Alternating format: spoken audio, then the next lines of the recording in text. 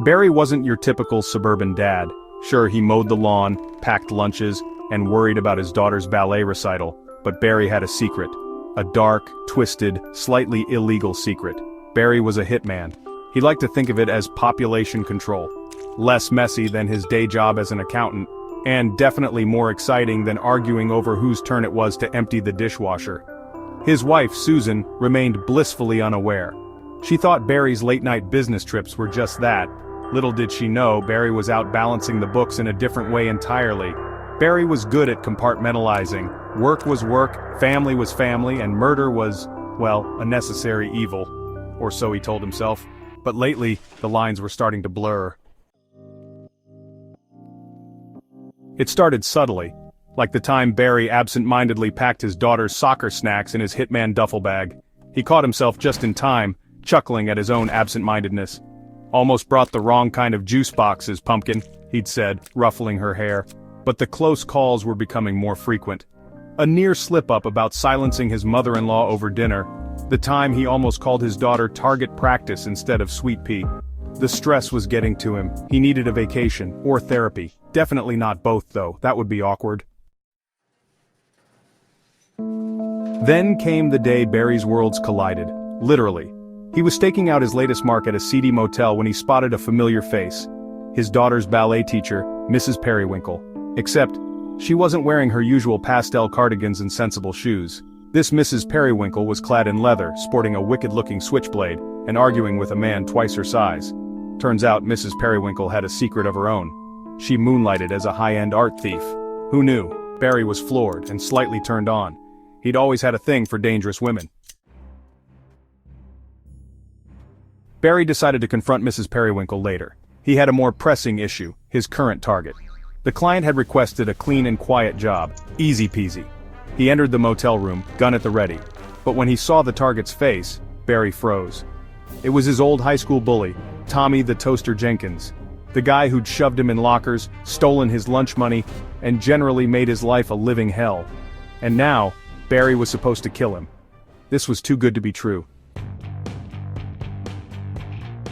Barry lowered his gun. He couldn't do it. Not out of some misplaced sense of mercy, but because where was the fun in a quick and easy kill? Tommy deserved to suffer. Instead of killing Tommy, Barry decided to have some fun.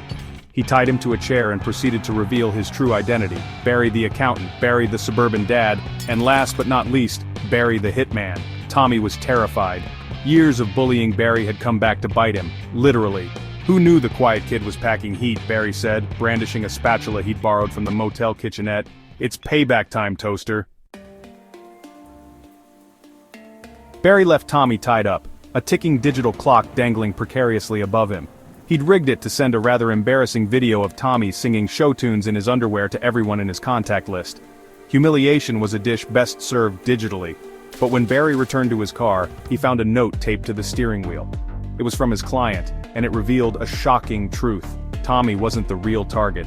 Barry was. Someone knew his secret, and they wanted him dead. Panic surged through him. Who could it be? Was it a disgruntled former associate, a vengeful family member of one of his victims, and how was he supposed to explain all this to Susan? Barry raced home, his mind racing even faster. He burst through the door, interrupting Susan mid-yoga pose. "Honey, we need to talk," he said, out of breath. "It's about my other job." Susan surprisingly didn't even flinch. "I know, Barry," she said calmly. "It's about time we had this conversation."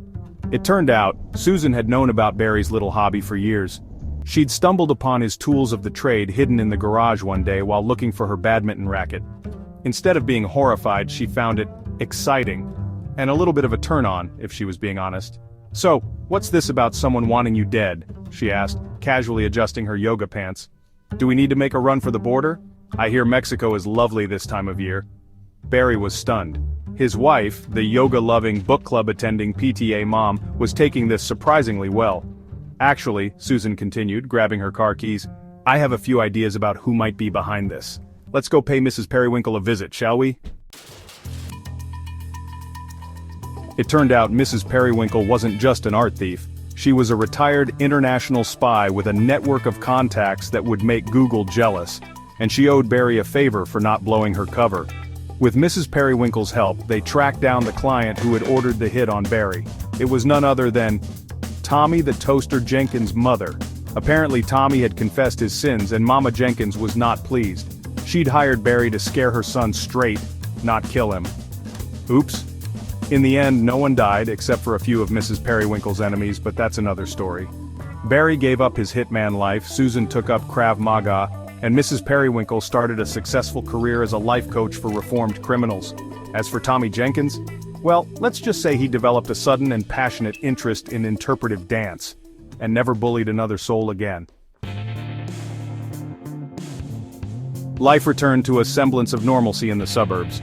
Barry went back to being a full-time accountant, albeit one with a much more interesting resume. Susan continued her yoga, though now with a newfound appreciation for the warrior pose. And Mrs. Periwinkle? She still taught ballet, though now with an arsenal of hidden weapons disguised as hairpins and knitting needles. As for Barry's inner demons, well, they were still there, lurking in the shadows. But now he had Susan to help him keep them at bay. And if that didn't work, there was always Mrs. Periwinkle and her very particular set of skills. And if all else failed, there was always the threat of revealing Tommy Jenkins's hidden talent for interpretive dance. Some things were just too good to keep secret. The moral of the story? Don't judge a book by its cover, or a hitman by his minivan. And always remember to separate your work laundry from your family laundry. You never know when a stray bullet casing might turn up in the spin cycle.